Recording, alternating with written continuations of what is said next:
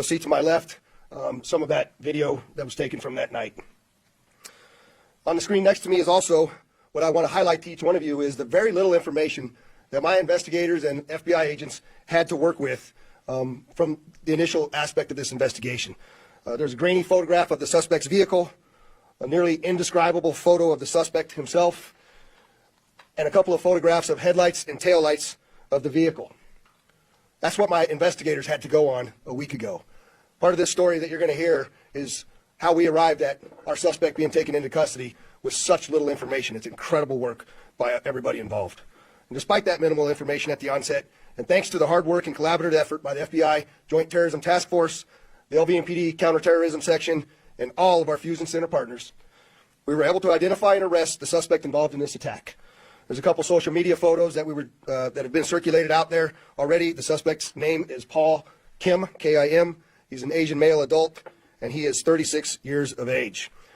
I'm going to transition now to Assistant Sheriff Dory Corrin to explain to you exactly what happened over the course of this last week. Sheriff Corrin. Thank you, Sheriff. Good morning. I'm Assistant Sheriff Dory Corrin at the Las Vegas Metropolitan Police Department. I oversee our Homeland Security and Investigative Services Group, which includes our counterterrorism section.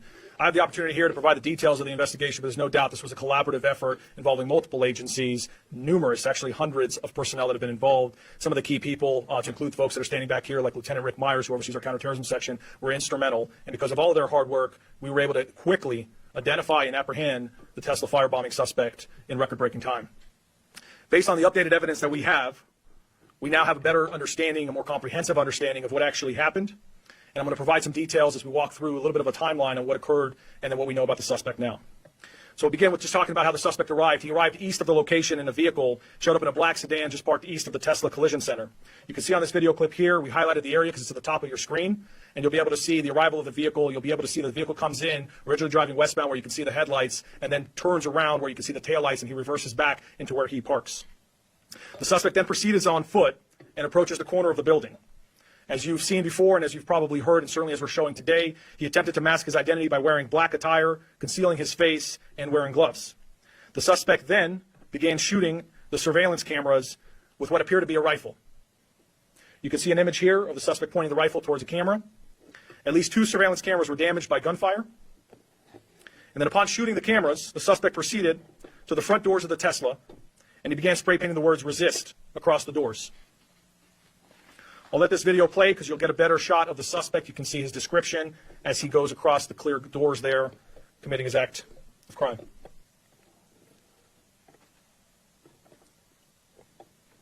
Once he finishes spray painting the words "resist" on the doors, he then approaches multiple Tesla vehicles that were parked in the front of the center.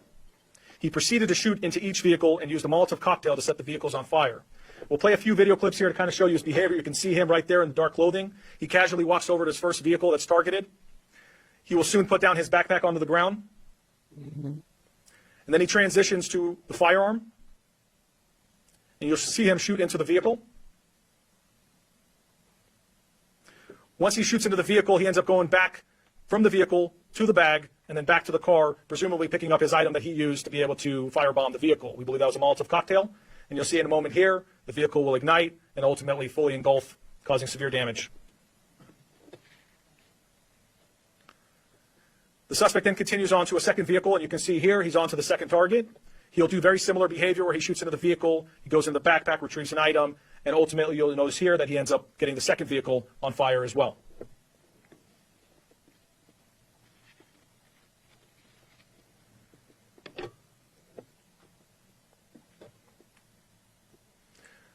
From there, he then proceeds to his third vehicle, repeats the same type of activity. One of the incendiary devices he was not able to ignite, which is one of the devices that we were able to recover.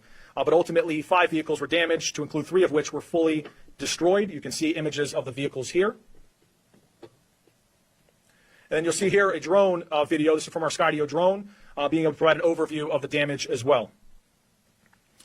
After this, the suspect then proceeds and flees east, gets in his vehicle, and leaves the area.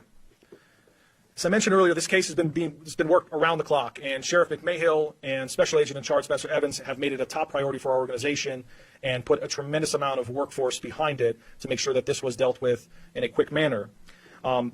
Because of that, in 8 days around the clock with our teams, we were able to identify the suspect's vehicle as a black Hyundai Elantra. You'll see a photo here. But what's important to point out here is that this was achieved through an exhaustive review of surveillance material, analytical data, and a canvas of over 700 locations across the valley, ultimately allowing us to piece together critical evidence with speed and precision. You can see on this image here, this is just one example of many where we're using flock technologies to be able to identify the type of vehicle, including very specific features of the vehicle that build up into additional leads and ultimately get us to the point of identifying the suspect and his vehicle.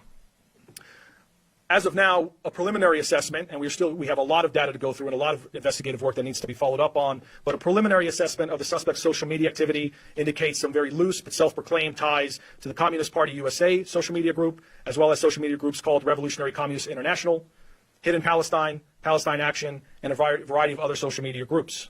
That is part of our investigation, is to dig further into it and to be able to determine additional motive and other potential concerns.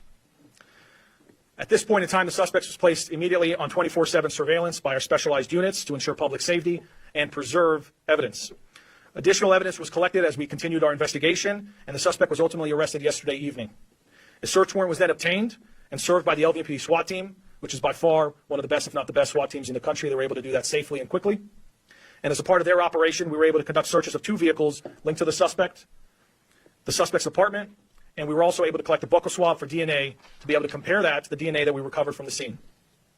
Our searches revealed numerous items of interest to include multiple rifles, a shotgun, a handgun, and miscellaneous gun parts.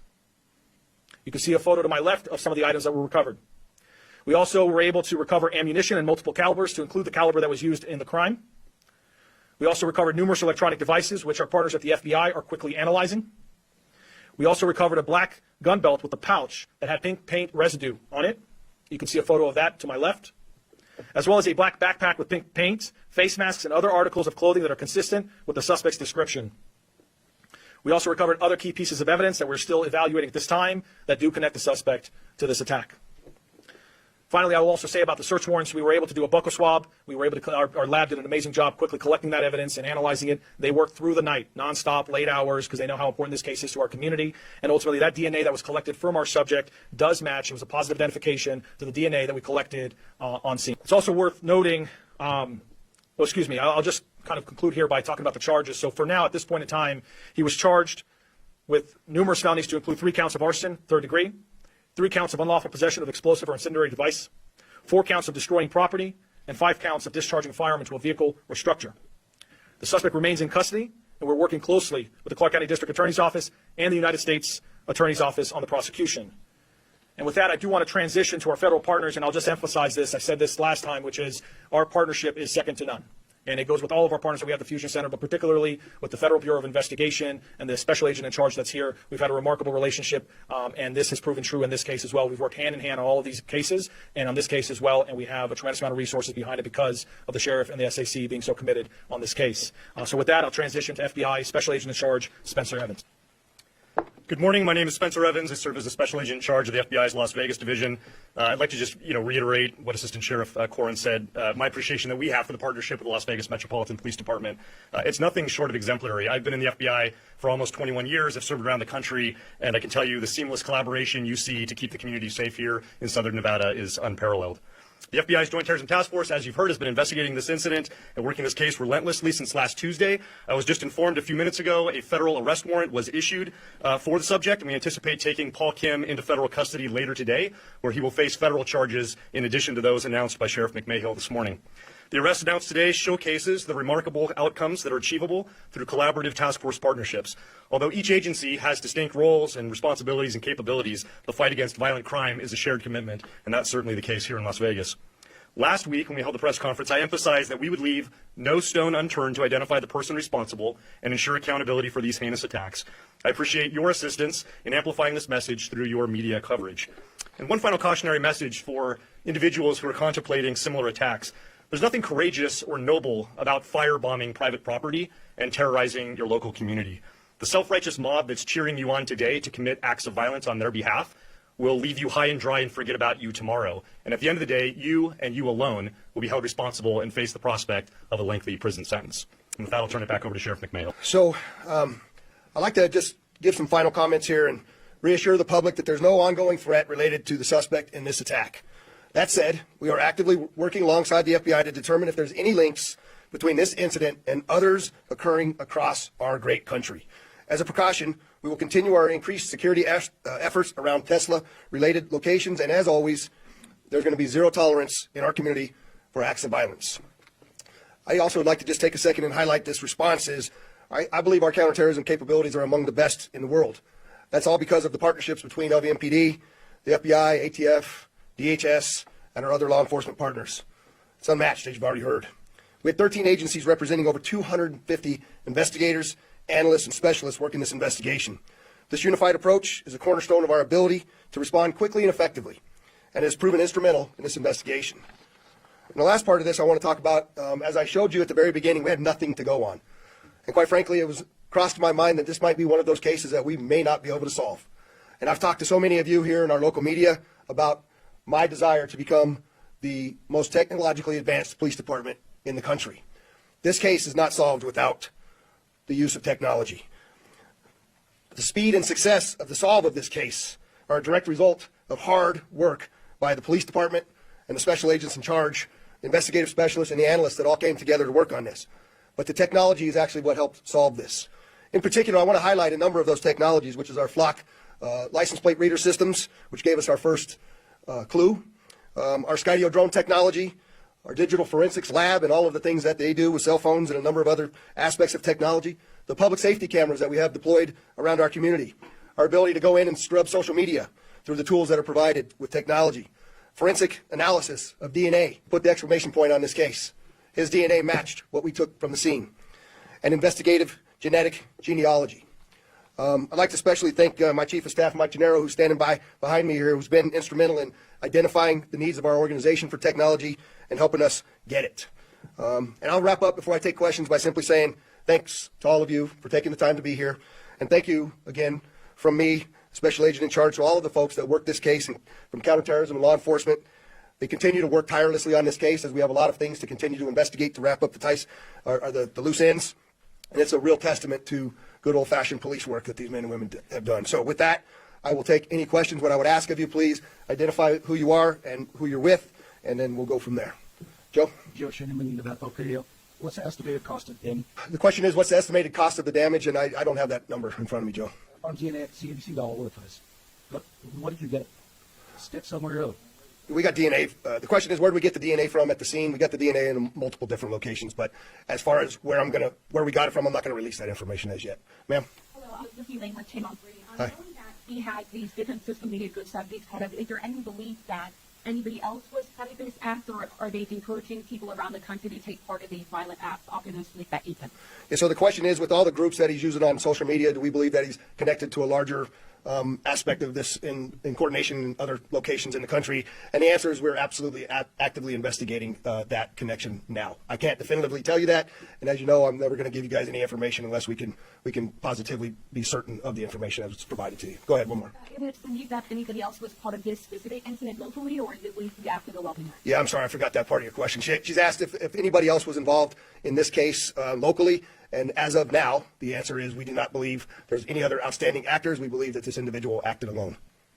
Are there any similarities that you've seen so far with the specific similarities that you've seen with other incidents? Spencer, you want to try to answer that one? Or?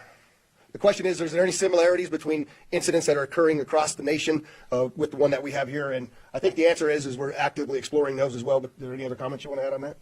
No.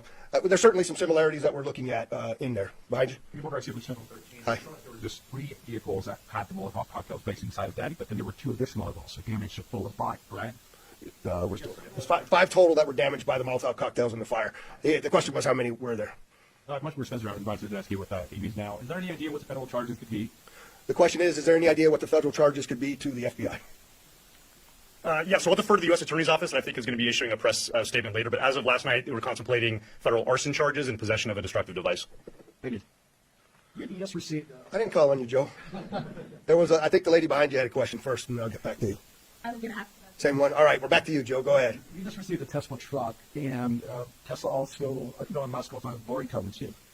First of all, I'm wondering if Metro's got any flights, spaceships up into that truck, and also Las Vegas Buck County Fire has been worried about access to the boring tunnels.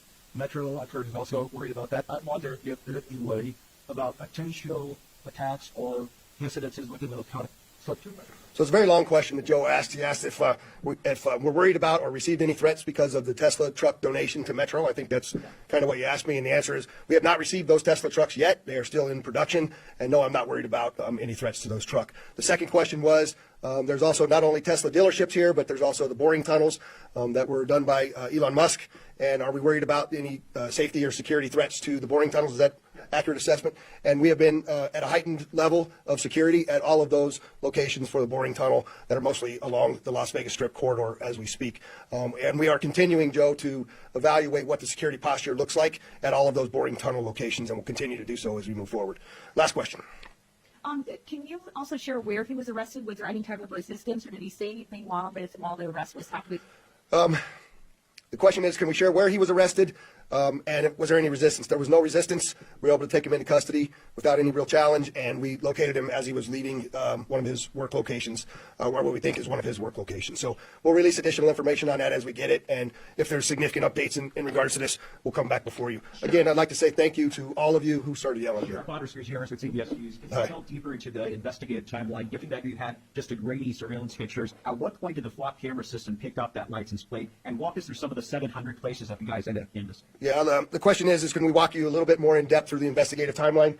I'll let Assistant Sheriff Korn give you a little bit more detail on that, but this investigation is open and active, and so we're releasing what we believe we can release without compromising our investigation. But Dory, you can comment a little bit more. Just to add a little bit of detail on the investigative process. So we use a variety of technologies. We featured one today that was instrumental, which you just mentioned, which is our flock, the flock safety cameras.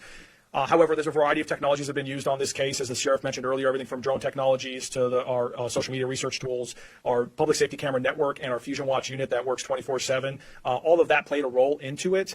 Ultimately, we talked about over 700 locations that were canvassed, and that is actually a testament of the public wanting to help us in solving this case, because these are private businesses or residences where they're willing to come forward and provide information, sometimes video information, sometimes other types of evidence. But the groundwork that was done by our personnel to go out and make contact with these various locations, identify what information was valuable and relevant to the case and what was not, and ultimately collect that information was unbelievable. And because of all of that, we were really effective in solving this case. And just the last point I say is even something as simple as that video camera that was provided from us was actually a cell phone camera footage of the initial incident that was provided by a citizen, really touches on the point of when we talk about see some say something and people reporting to the police right away can really make a case. So it's collectively everything together. But with that, I do apologize. We do have still a lot to go through, so we'll provide more information, as the sheriff said, during a later time. Thank you. Thanks again for coming. I appreciate it.